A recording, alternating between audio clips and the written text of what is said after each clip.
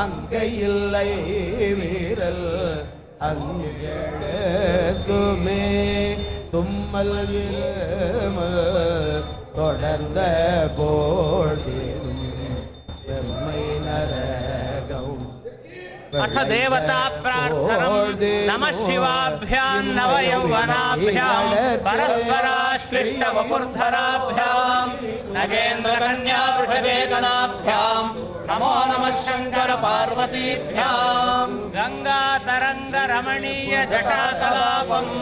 गौरी निरंतर विभूषित वामभागं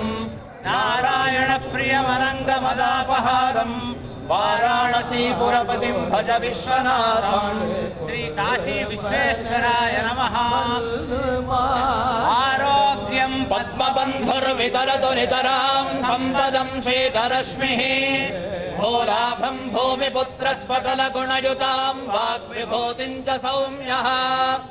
सौभाग्यं देवमन्त्रे रिपुभयशमनं भार्गवः शौर्यमार्गिः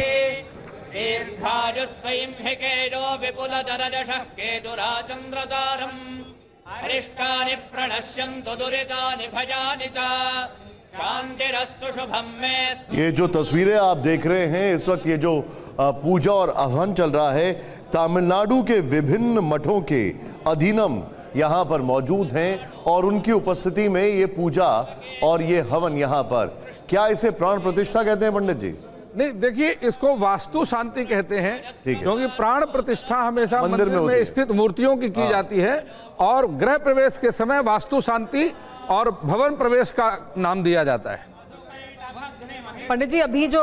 पूजा अर्चना चल रही है उसके बारे में भी अगर हमें और आप कुछ जानकारी दें हमारे दर्शकों को। जी देखिए, अभी जिस प्रकार मैं आपके स्क्रीन पर देख रहा हूं, दिगन्यास का कार्यक्रम चल रहा है और दिगन्यास के मंत्रों का उच्चारण किया जा रहा है विद्वानों के द्वारा। दिगन्यास का अर्थ होता है जिसमें जो हमारे वास्तु की 10 दिशाएं हैं, जिस प्रकार ज्योतिष में नवग्रह होते हैं उसी प्रकार से वास्तु में 10 दिशाएं होती हैं। कर्मकांड को आरंभ करने से पहले दिगन्यास किया जाता है। दिगन्यास का अर्थ होता है जिसमें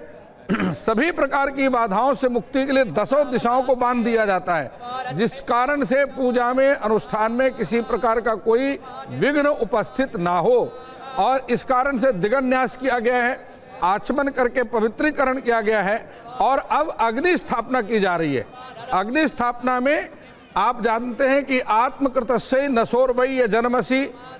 यदि मेरे द्वारा इस जन्म में या किसी पूर्व जन्म में किसी प्रकार का कोई अपराध है वो नष्ट हो जाए। उसके बाद देवकृतस्य नसोर्वै जन्मसि स्वाहा, आहुतियाँ दी जा रही हैं और आहुतियों में आपको बताऊं कि आर्य समाज के विविध मंत्रों का और इसमें समावेश किया गया है। और देवकृतस्य, यदि किसी प्रकार से यहाँ कोई देवी देवता जो जिनका निवास था इस भूमि पर, जो नवीन ग्रह का निर्माण हुआ है, भवन का निर्माण हुआ है, यदि यहाँ पर किसी देवी देवता का स्थान था अज्ञानवश, जिसका मुझे ज्ञान नहीं था और मैंने वहाँ पर अपने भवन का निर्माण कर दिया है, तो वह देवता मेरे अपराध को क्षमा करें, उससे किसी प्रकार से रुष्ट ना हो। और इसी प्रकार से फिर पितृकृतस्य नसोर्वै यजनमसि स्वाहा, यदि कोई पितृ देवता है, यहाँ पर कोई पीर फकीर आदि का स्थान है जो कि यहाँ पर निवास करते थे, जिसका मुझे ज्ञान नहीं था और वहाँ पर मैंने अपना भवन निर्माण कर दिया है, तो वह भी किसी प्रकार से रुष्ट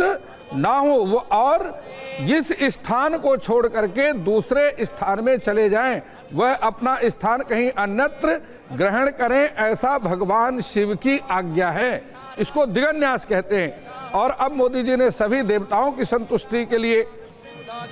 इष्ट देवता हैं, कुल देवता हैं, ग्राम देवता हैं, फिर वहाँ के जो प्रमुख देवता उस भूमि के स्थान देवता हैं, तो उन सभी की संतुष्टि के लिए, उन सभी का आशीर्वाद प्राप्त करने के लिए मोदी जी ने और सुंदर आहुतियाँ, अब पूर्णाहुति जहाँ मैं देख रहा हूँ कि वह अपने हाथ में और स्वयं साकल्य को लेकर के, सामग्री को लेकर के और मंत्रोच्चारण, पूर्णाहुति के मंत्रोच्चारण किए जा रहे हैं।